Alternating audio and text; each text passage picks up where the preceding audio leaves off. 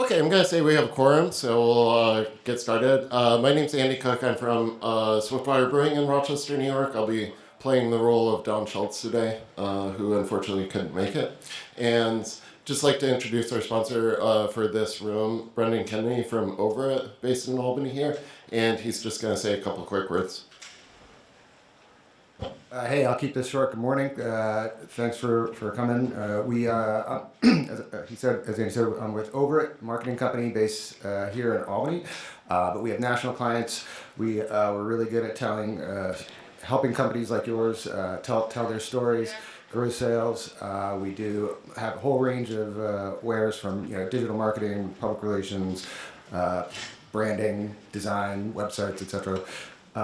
And we're just here to basically help you guys grow your business, track your leads, make connections. I know you're going to be talking about making friends. We help you make friends. But anyway, we're booth number 105 upstairs, up against the wall. We've got some brochures up here. We've got some swag upstairs. Over it. Remember that. All right. Thank you all.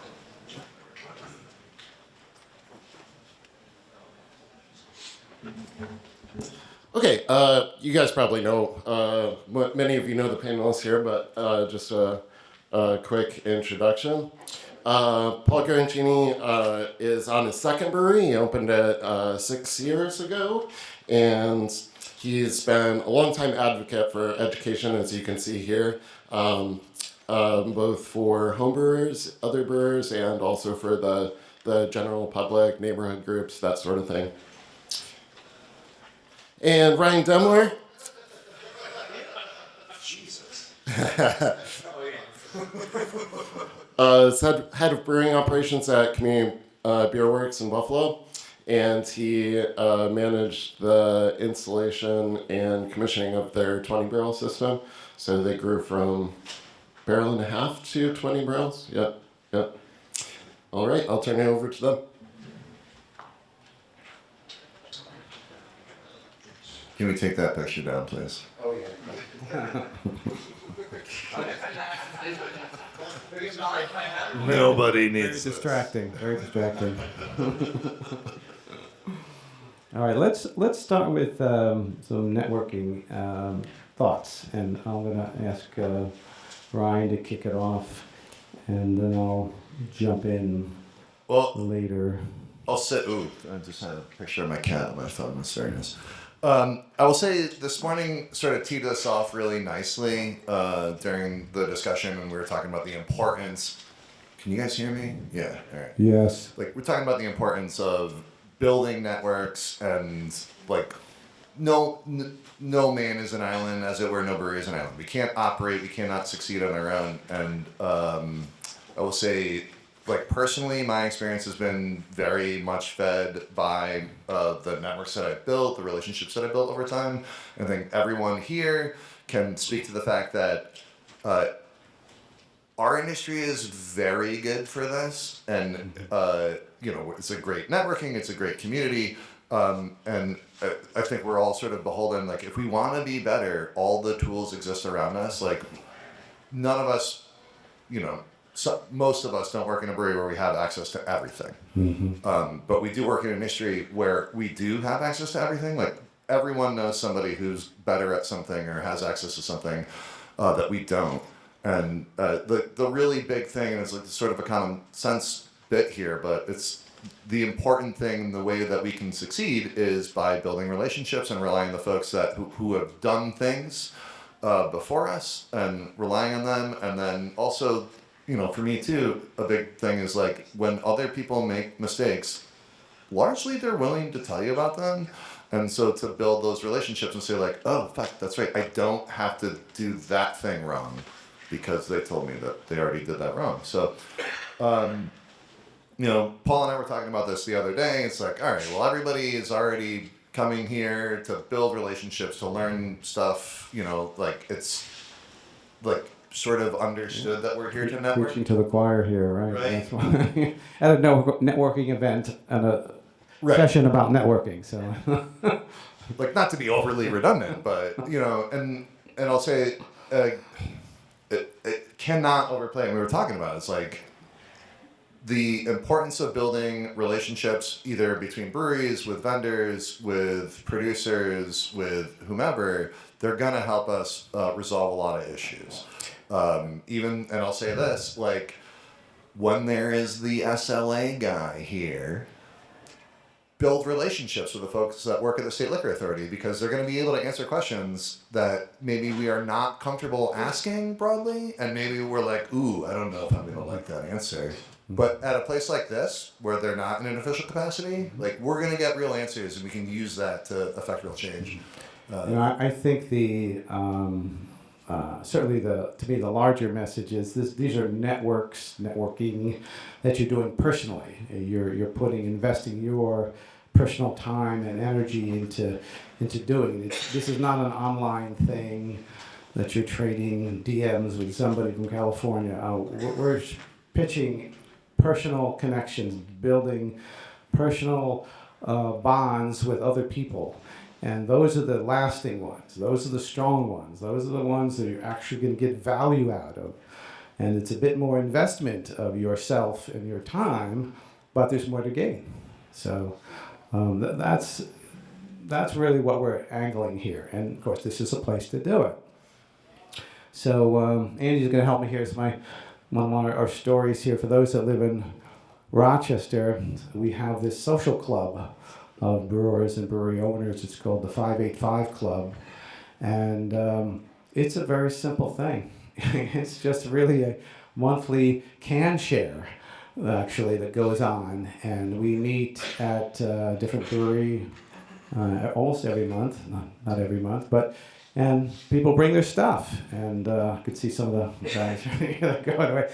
And it's a great time. I mean, it's as I said, it's not a guild, it's not a serious thing. There's an email list that gets passed around, and people put their hand up, said, I'll host next month. It's a very simple arrangement. So if you take away anything, I want you to go and create one of those back in your town, in your area. Find the other brewers, and maybe you know them already. Start meeting on a regular basis. And then you'll get to know them better, and you'll start to get, as you say, you invest a little of you, and you'll start to get things out of it. I mean, we'll talk about partnerships in a little bit, but that comes from having a network. I mean, it starts with a network of people you can rely on, and it doesn't. These are the lasting relationships. They come from doing things like that, but it's so simple. That's why I'm saying you can do it. You don't have to be in a big city. Well, my big city has, of course, more people to pull from, but it's very informal. So you could do this tomorrow. You just send an email out, and you create this group. You start meeting, and it's been a great thing. I think just about every collab that's ever been done in the Rochester area was probably hatched at this little group. I don't know, maybe. Yeah, go ahead, Andy. You're just to jump in with my experience. I think when we started that, we've experimented with a couple of doing other things. So like maybe using it as marketing, as as like a tap takeover at a bar, and all the brewers show up. We did that once. We've had people come in and give like educational talks and stuff like that. But really, what we settled on was we wanted it to be like strictly not business, so just brewers getting together, hanging out, and sharing each other's beer. And it's worked really well for us. I think every city's different. I know Buffalo has a more formal brewers guild, but what really worked for us was just very informal get together at somebody's brewery once a month. And because of the relationships that we've built through that, it makes it a lot easier for me when I run out. I'm a bag short of oats or something like that, to just shoot out a text to my 3 or 4 closest geographically and friends, close friendships with other brewers, and be like, yo, anybody got a bag of oats that I could borrow, or this piece of equipment I could borrow. So I think it just makes every brewery run a little bit smoother if you know your neighbors well and don't feel bad about asking for a bag of the proverbial sugar. Yeah, I mean, and one of the things we had talked about is beyond the formal stuff, right? So beyond what we're doing here at National CDC or even outside of your local guilds, building those informal relationships. So, Paul said, like the beer share, like game nights, like finding any way to connect with other folks in our industry is it. I'm not gonna say imperative. Like if you got lots of money, you can do whatever. But like we talked about this. Like nobody in our industry is like Prince, right? Like Prince only listened to his own music because he's better than everybody. But like Prince doesn't exist in our industry, and the only reason that any of us have ever gained success is based off of what other folks have done.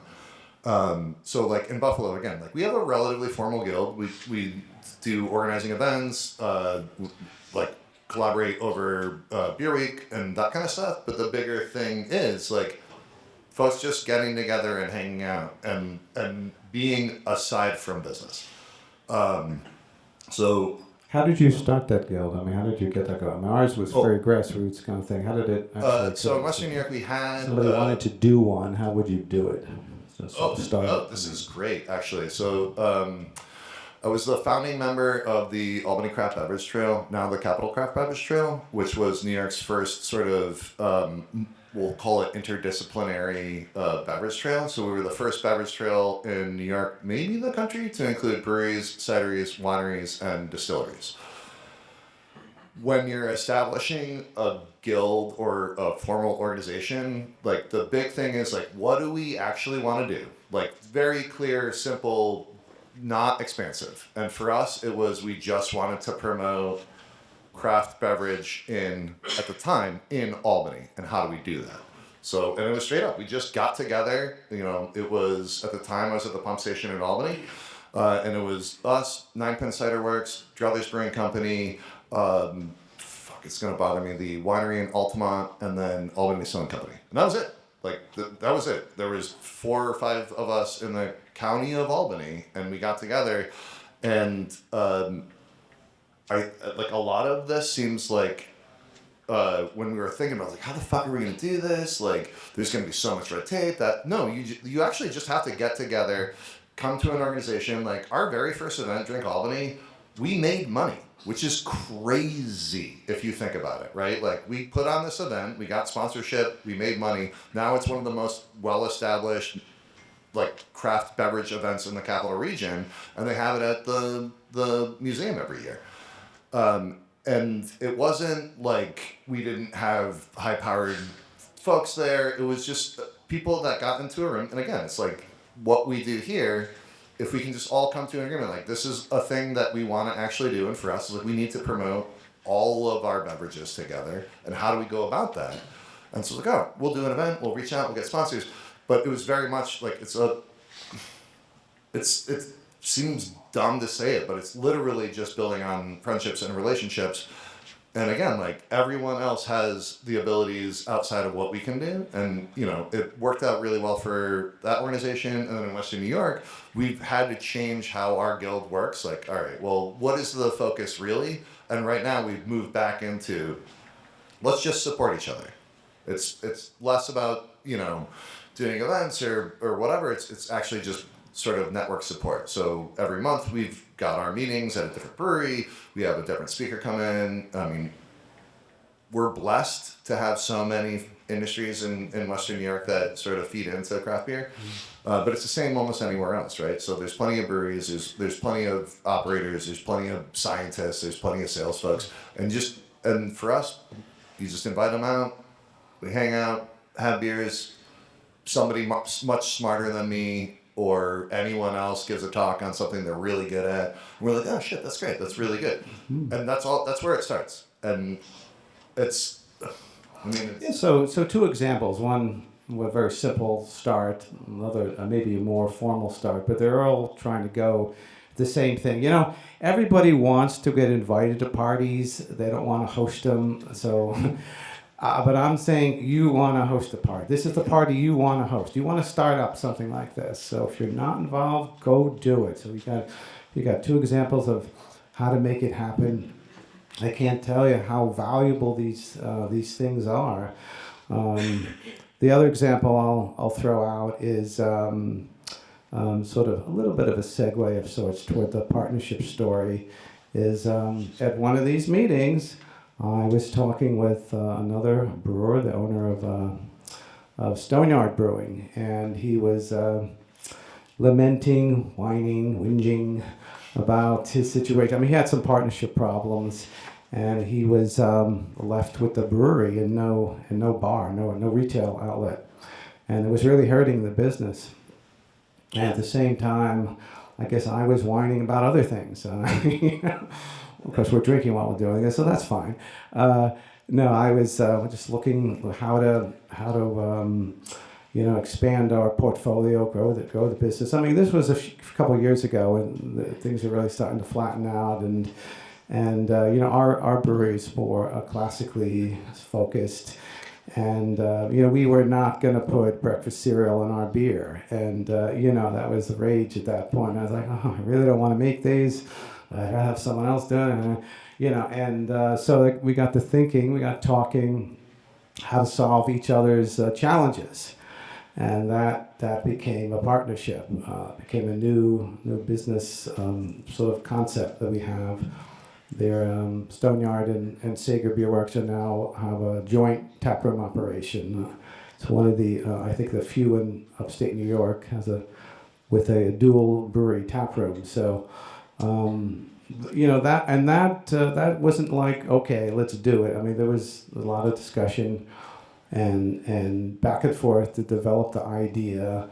But it's been very, very successful. And it came from meeting at one of these things. So it's not just all drinking and socializing. There is some ideas come out of it. Some business does actually occur, but it's in a very subtle way.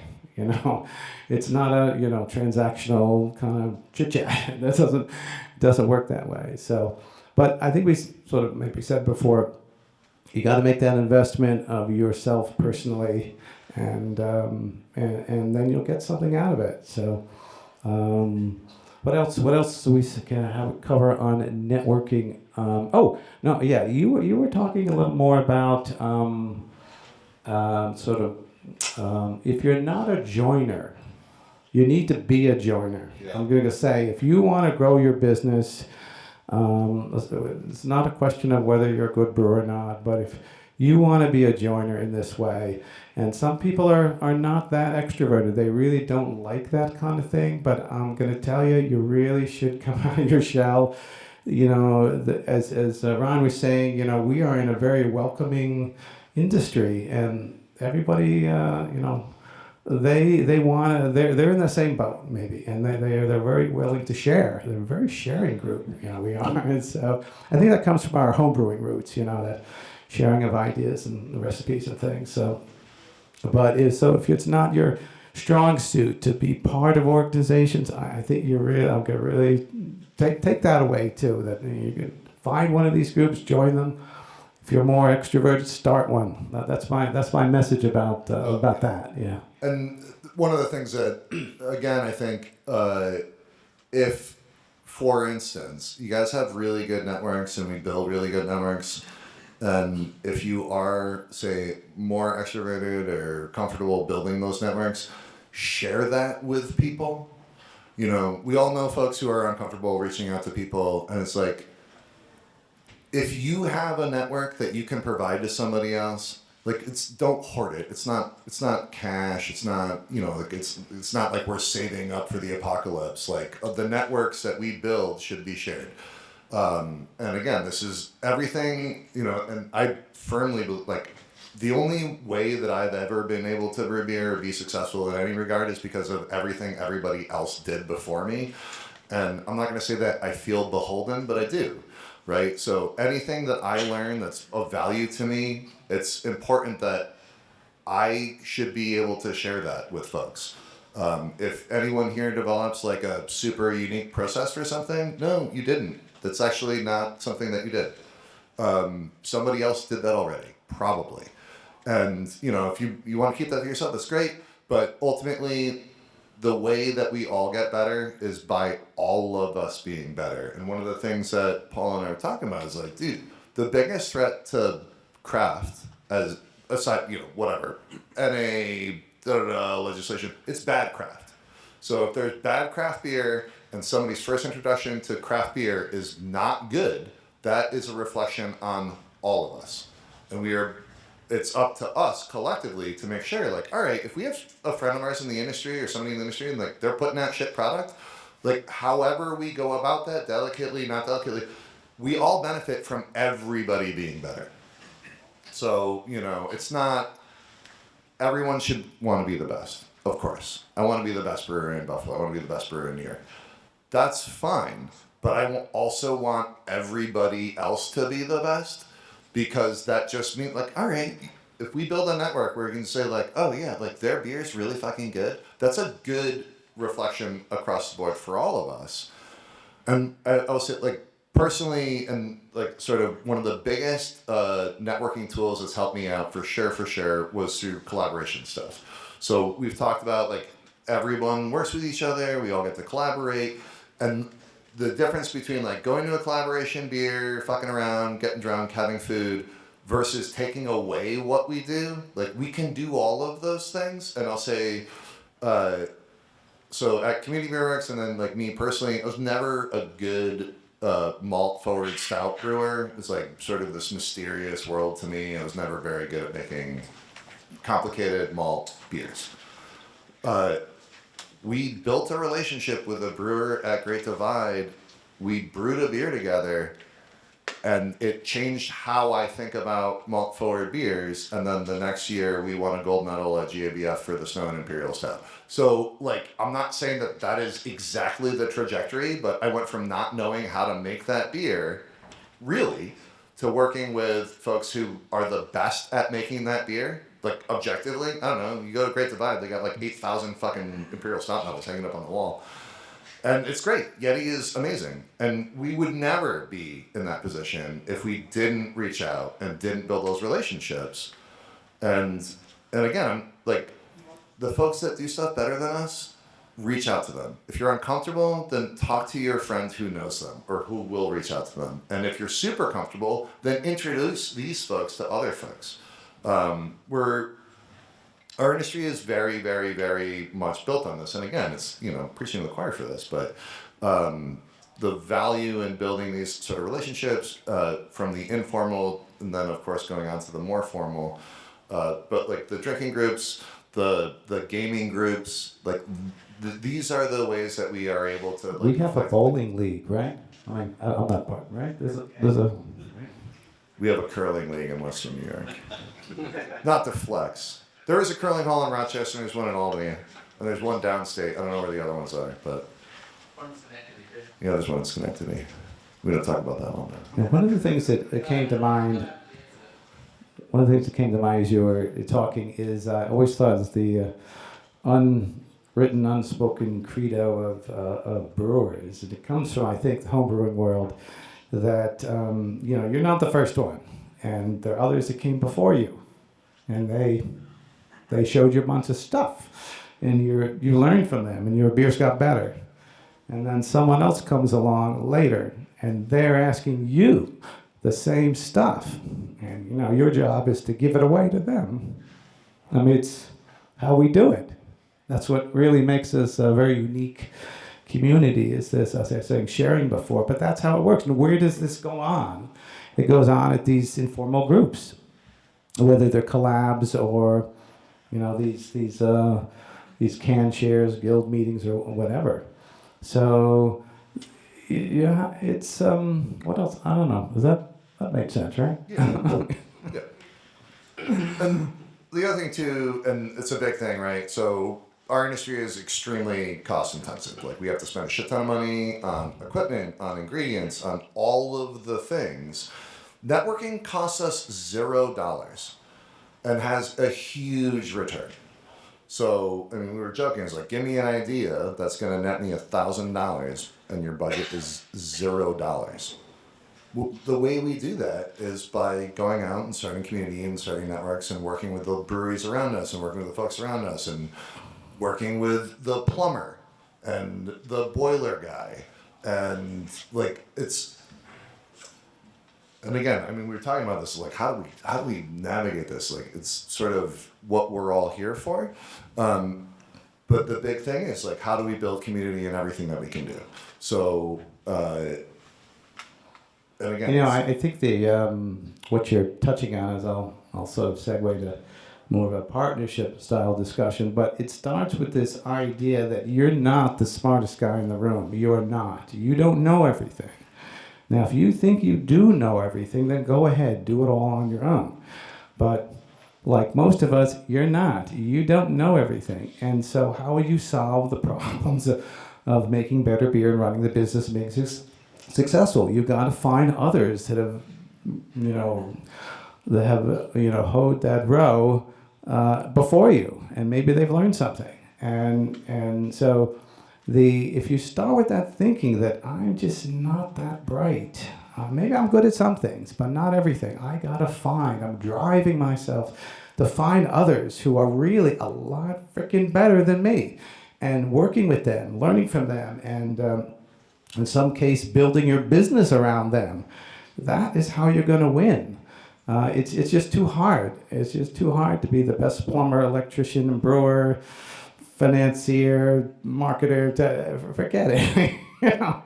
So that's something that at Sager we learned. Let's remember that again. I keep coming back to home brewing culture. That mindset is very DIY. We are very DIY people, bootstrappers, kind of thing. Make it happen on our own. We're very. Most entrepreneurs are like that too, but that there's so many facets to owning and running the business that you're really stacking the deck against yourself. So you have to get out of that DIY mindset and say, no, I got to search for others who are way, way better. Learn from them, buy from them, I don't employ them, etc. Partner with them, and then we're going to move ahead. We're going to be way, way better. And certainly our partnership that we created with Stoneyard Brewing was very successful for us. I mean, I don't have to make novelty beers and fruited sours and all those other eclectic beers that my partner makes, and he's good at it, and I'm not, and it's like, this is better. And we were able to expand our portfolio, selling more beer. I don't make as much beer as I used to, but we're selling more beer, way more beer than we used to. So it's that's just a simple example of doing that. And we once you do it once you find a really strong partner and you go through the growing pains of doing that, you get more comfortable with finding other partners on other things. And we did that. We outsourced our kitchen to a restaurant entrepreneur in town who was very good at making pizzas, way better than us. We thought our food was good, but we were deluding ourselves. We were not even close. And so again, the business jumped up again. Once we found somebody who was just better on the food side, and we carefully crafted no pun intended, a relationship, and now they're really part of the business. And but it takes work. There's risk. You have to say, hey, as I said, I'm not that good at that. I'm willing to take the risk of finding someone and giving up some of me and some of our identity so we can win bigger in total. So that's part of it. And I'm all in on it now, having been over it twice and 2 hits, 2 wins, no losses. So it's I'm very, very bullish on building partnership with others that you trust. And I'm not talking, these are not transactional things. These are deep personal connections. They take time and they take effort and risk, personal risk to do them, but there's more to gain. It's a bigger win. So, but partnerships come in all shapes and sizes. I'm talking about fairly significant ones, but there's different levels. Go slow, and tiptoe through it. But I a big fan of doing that stuff. So, Andy, you are forging a relationship with Collage Cellars now. Is that? Yeah? Sure. Yeah. So we set up a alternating proprietorship with a brewery that will hopefully be open in a little over a year, and so that's been a great way to just increase our production. We're short staffed right now, so it also takes a little brewing work off of my plate, which is fantastic, and just like more fully utilizes all of our cellar. I actually wouldn't mind sharing another story. Probably around 5 years ago or so, a little bit before COVID, I met this kid who came from the dairy industry.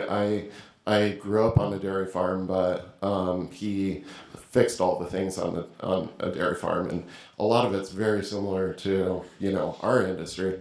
So I was like, and he really enjoyed beer. He was kind of thinking about quitting his job in the dairy industry, and so he, as a way to like dip his toe into our market, he was interested in just doing a little bit of side work. I was like, oh, that's amazing. Like, I have these like 4 or 5 welding projects that I'd love to rearrange this tank or whatever. And so he came in and did that. He fixed some mechanical stuff for us with our chiller. And, I was like, here, just kind of hanging out with him at the bar. And I was like, you know what I really, really want and I can't find is basically a dosing vessel. So something that works for like whole fruit or coffee or mostly hops, but all sorts of other stuff too. And out of that conversation, eventually basically came Ultimate Brew Service. And I think that would Chris have gotten there if not for that conversation with me? Like, probably, but I'd like to think that I helped him see the potential for his business a little bit sooner than maybe he would have otherwise. And so, out of that networking came a pretty awesome business and sponsor of sponsor of our competition this year. And so I think one thing that I always look for is people are really smart in my industry, but I also really enjoy people who are really smart at an adjacent industry. So an industry that's like kind of sort of like ours, but a little bit different. Yeah. I did not know that. The origin of UBS goes through Swiftwater. Wow. I wouldn't claim that. I'm going to tell everybody. Maybe I helped like 0.5%. Next time I talk to Chris, be like, you got to get an Andy from Swiftwater tattoo. No, but this is such and again, important sort of anecdote, right? So again, no man is an island, or however that works. We've been, and again, for me, is Gary Dial still here? Yeah, he is here. So Gary Dial runs this business called Crowd Period and sells compressed gases. We all use gas. I met Gary back when I was at the pump station. We had a conversation. He was joking. He was like, oh, what do I have to do to get my sticker in your brewery? And he was like, oh, well, we'll just buy gas from you. And every time I have a question about how to, I've got a 150-foot run for our draft line system. Do I need beer pumps? Do I need to use beer gas? What is the blend that I should use? And I was like, fuck that. I'll just call Gary. Like literally. I mean, he's just sitting back there. But yeah, no, it's a lot of what we do. It's again, it's born out of these conversations, and you don't have to know everything. But if you have the right question and can find the right answer, then you got to build those networks. And again, it's outside of beer. The dairy guy, the gas man, the attorney, the kitchen operator that, I worked in a kitchen. Can I run a restaurant? No. We should be deferring to these folks that are really good at what they do. that are going to enable us to be better at our business.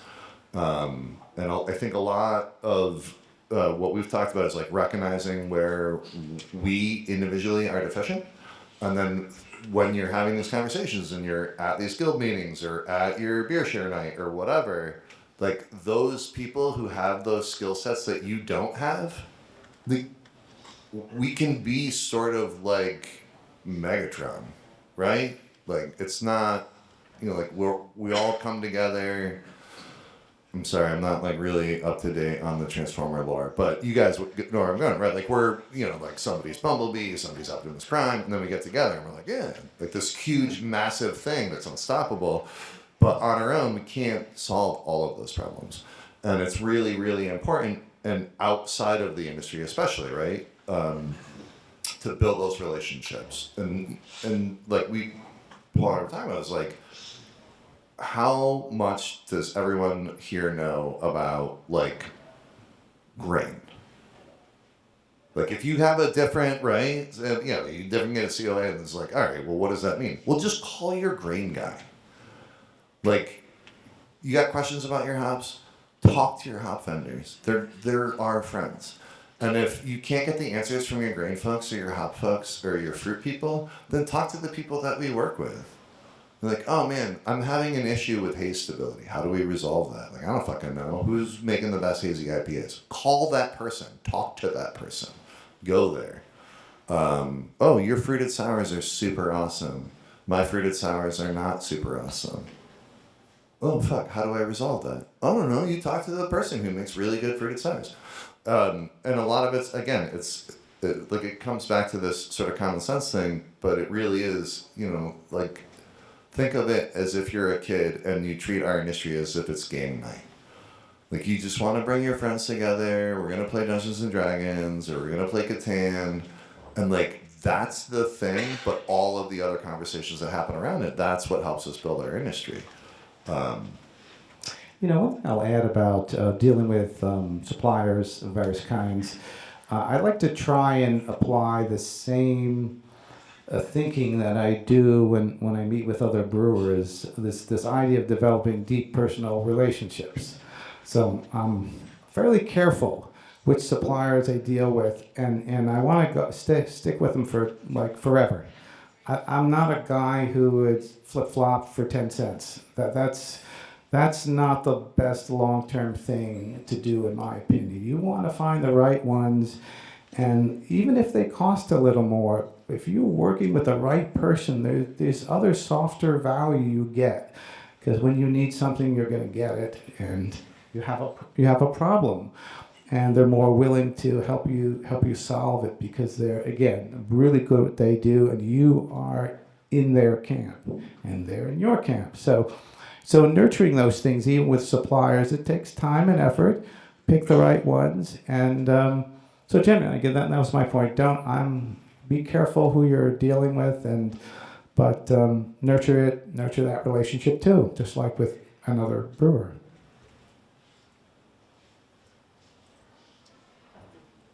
Is it questions time or not? I mean, we're pretty early on this, but because we're just not. Paul and I can that just talk chatty. We had no problem, when we had our call there, talking for an hour. But now we're like coming up with nothing here. Yeah. Does anybody else? Yeah. We'll go with question. Yeah. I just want to. Not John. Sorry. Anyone but John. Question either. Just to kind of piggyback onto what you're saying is, I made it a goal of mine for a year to strengthen relationships with the vendors that we work with, and it made trouble and issues so much more comfortable to approach, and answers were fast and easier to resolve. And it took work on my part to kind of keep it in the forefront of what I wanted to get. You want to come up here and be part of the panel? So this is exactly what I was saying. Here it is, proof positive, right here. But I had to work at it. Yeah. It was truly a goal I had for the year, and it has paid itself over many times. In pricing, in communication, speed, resolution. So it works. And it doesn't just have to be, it's not just with other brewers. And I find a lot of vendors have been brewers as well. And it's fun to just talk with them about. Gary was never a brewer. Well, different vendors, but it's fun to talk with them about how they used to approach these situations, or they didn't have these situations come up 20 years ago. And you kind of build a rapport and a relationship with somebody that can really carry itself on for a significant longer time than you may have even expected. We literally, on the train out here, were talking about kettle CIPs. Like, it just fucking came up, right? And the folks at UBS have this, not to plug people, but, you know, they're great. But it's like they worked with brewers to develop a product that is better at kettle CIP, and that only gets born out of conversations. So it's whatever your vendors are. I can't plug everyone, but like Surpass Chemicals is based out of Albany, and Paul Mackerlin gave me my first job. Thank you, Paul. But like if you have specific, like, oh, I have this really tough beer stone problem and I can't fucking deal with it with this regular acid. Get your chemical person in there. They're going to look at it and be like, oh, actually, what you really need is this. Or like, I have some biofilm issues dealing on our draft lines. They're like, well, I mean, maybe you shouldn't be using that product. You should be using this product. Like, so many of us, and myself especially, until I sort of decided that I'm the dumbest person I know. But like, it's like, oh yeah, I can figure that out. Like, no, why? Why figure that out? Somebody else has the answer for us. We already spend money on this. Like, let's just actually build the relationship. So let's go beyond, you know, I buy grain from this person, I buy hops from that person, I buy fruit from that person. Like, no, let me build a relationship with them. Because they're going to give me information and tools.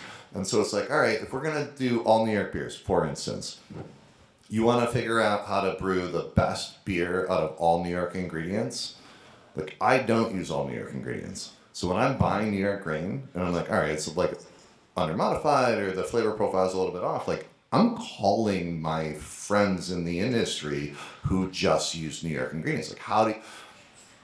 Jason Saylor from Strong Red Brewery has, like, the best fucking Helles I've ever had. And he's been 100% New York since he started. And, like, outside of that, I was like, dude, I want to brew a Helles. Like, yours is so good. He's like, oh, yeah, well, I mean, you know, double chocolate, blah, blah, blah. I was like, all right, cool. Like, you literally just told me what you do. And like, now I'm a better person for it. Now, that reminds me that, you know, we're talking a lot about personal connections, of course, and, you know, probably some of you are thinking, well, what about the internet? And what about all those chat forums and stuff out there? Are they any value? I mean, you guys are talking about, you know, person to person, and I'd have to say they are at a certain level. But if you want to go to the next level, you've got to get away from some of that because it's not as rich as the connections we're talking about here. So I'm kind of poo-pooing it a little bit, but I won't say don't rely on it. It's easy and fast. You think maybe you're getting the answer, but I'm going to tell you, it's just, no, not really. What do you think? Yes? No? I think it's a great start to the conversation. Like, all right, you have a question, go to a forum, that kind of stuff. But it's very much like, it's the difference between like asking a question and getting a direct answer versus having a conversation with somebody. Like, are you going to get information? Yes. Are you going to get the best or the fullest information? Probably not. And again, this feeds into like, all right, yeah, cool. Like, use that as sort of a point of reference, but make sure that the better answers come from real life interactions and conversations, right? So it's like, oh, I want to get my mash pH has to be 5.2 for this particular beer. Okay, that's it.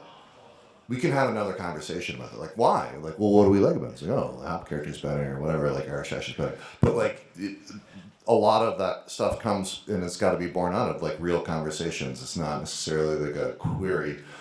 And again, like, a lot of these things, like we're talking about, like, the communities that we build, they have to exist outside of just, you know, I buy this from you, or we brew this beer. Like, they're richer and deeper, and we get a lot more out of it. I just throw out like one more anecdote is we didn't initially have a nice machine at Swiftwater. I added one, and The number of times I borrowed ice.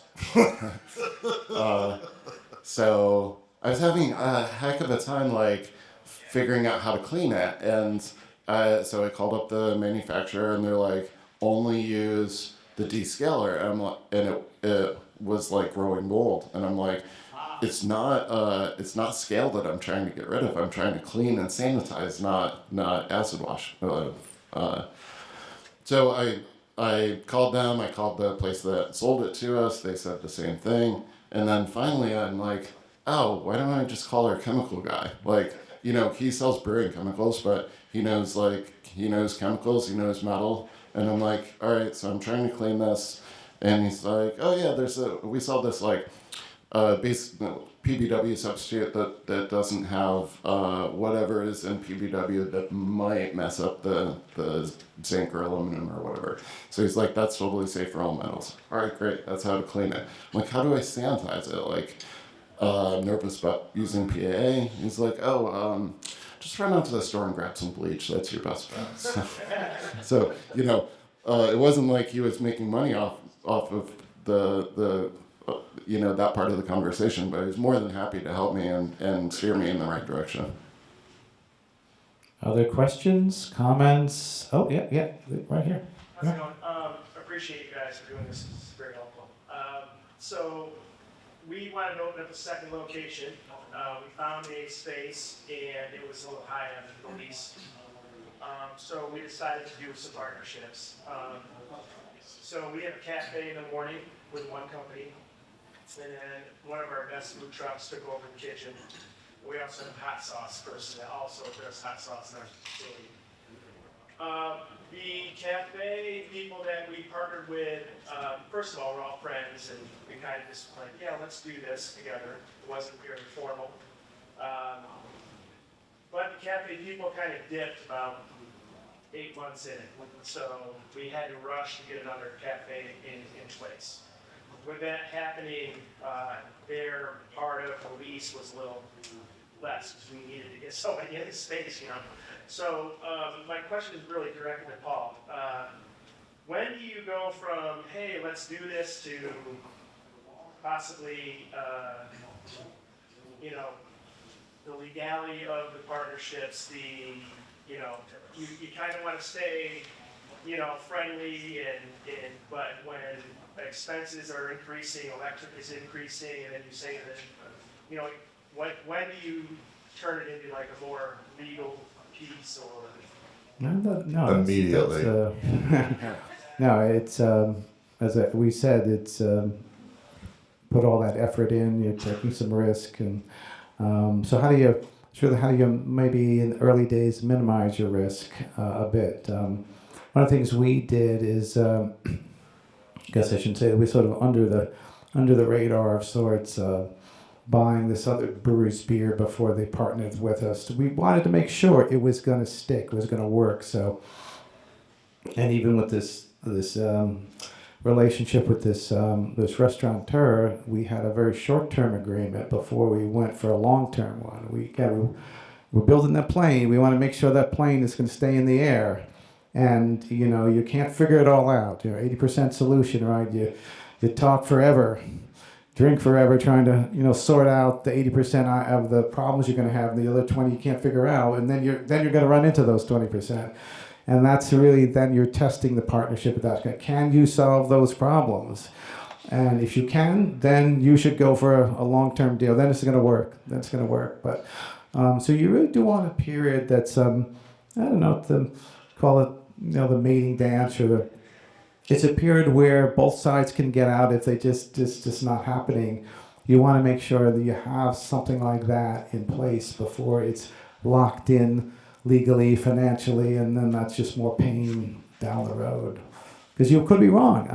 It's not all peaches and cream. Some, and I know some partnerships don't work out. You want to be able to fix the problems together and not walk away. You want to come to that point where it's we're going to go forward and we're going to work together. And but that's that early stage where all of those things get tested. are we really friends? Or is it just a deal? Yeah. I think for me, what I would say is like when we set up the alternating proprietorship, like I was friends with the two guys that were opening the brewery. I had made that relationship, and I knew them well enough to say that like this will probably be a good, productive, frictionless relationship. But then we wrote everything down in a contract. Fortunately, like we kind of lucked out, and their lawyer was also our lawyer, so that made it a little bit easier. But we wanted to make sure that we got all of the possible sticking points down in writing, and having the lawyer was very helpful. But then also it's like, well, who do I know that's done a lot of contracting, and had a friend that had run a brewery that did a lot of contracting. So I called her up, and she's like, oh yeah, I'll just send over my boilerplate contract, and you can go from, that. And that was really good to know, okay, well, Jen has had these 10 problems over past relationships, and so those are probably a pretty good start on like preventing those problems by discussing it before it's a problem. Then we've got everything in writing. My strategy is just put it all into writing and then forget about it. So it's there in case of emergency, but we're just gonna move forward. And then for me, I want to do everything that I possibly can to make their life as easy as possible, to help them in every way I can. Like once you form that partnership, just like dive in 2 feet and do everything in your power to make it work as well as you can. Yeah, I think we do have our agreements, but I think the dependency of me fixing everything, something breaks, I buy the chemicals, I mop the floors. So how do you I think that's where And like a lot of this has got to be like, if we build relationships with folks, they're friends or whatever, like whatever we engage in from a business standpoint has to be locked tight. And to Fred's point, like if it makes us money, we do that, and if it doesn't, we don't. And I will say, I like to think I'm a pretty likable person. However, thank you.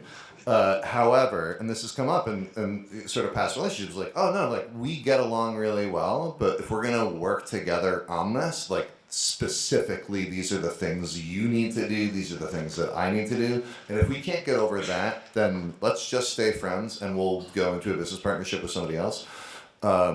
And like, yes, this is on networking and building relationships and friends and stuff, but like before anything else, it's CYA. Like, and is my ass covered on this? Am I going to be okay? Is our business going to succeed if we're going into any sort of relationship, like business-wise? I don't have any secrets. I share everything about what we do in the brewery or whatever, this, that, and the other thing. But as soon as it comes to dollars, it's like, how is this going to make us money? As this relationship has to work in that way. And objectively, like, at Community Beer Works, we've run our own kitchen, we've partnered with folks. That objectively is very difficult, but for forever, it's always been like, no, we're not doing you favors. Like, we're not in the favor business if it's a financial thing. You want to know stuff, that information I can give up freely. But if we're going to go into an actual contractual relationship, like that's got to be, like, we have to hash it out first. And I think a big part of that is like having a lawyer involved is like the best fucking thing, because you can just move the emotional part of it. Like, they're my friend, that's great, but the lawyer's not friends with anybody. So that's what we need in that kind of situation, I think.